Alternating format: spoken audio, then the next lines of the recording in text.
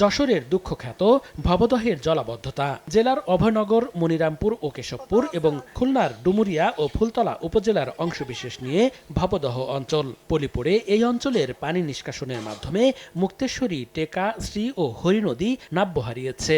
৮০-র দশক থেকে সারা বছর জলাবদ্ধতায় ডুবে থাকে এখানকার শতাধিক গ্রামের ঘরবাড়ি, ধর্মীয় ও শিক্ষা প্রতিষ্ঠান, রাস্তাঘাট, কৃষিজমি এবং মাছের ঘের।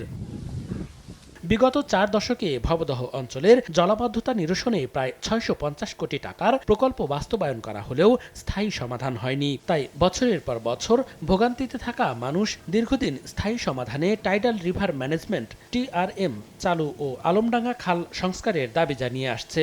এমন পরিস্থিতিতে প্রথমবারের মতো পানি সম্পদ, কৃষি ও দুর্যোগ এবং ত্রাণ মন্ত্রণালয়ের ৩ উপদেষ্টা মঙ্গলবার দুপুরে ভবদহ এলাকা পরিদর্শন করেন।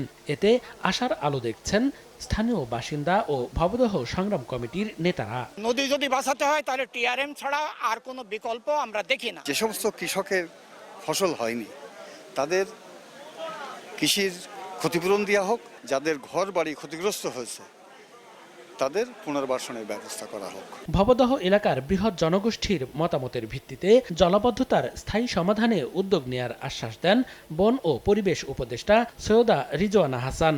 পাশাপাশি ত্রাণ সহায়তা, বিদ্যুৎ মূল্য কমানো, ক্ষুদ্র ও কৃষি ঋণে শিথিলতা সহ প্রয়োজনীয় ব্যবস্থা নেওয়ার কথাও জানানো হয়। ভোগান্তি কমাতে আসন্ন বর্ষায় কয়েকটি নদী সেনাবাহিনীর উদ্যোগে খনন করা হবে বলেও জানান উপদেষ্টা।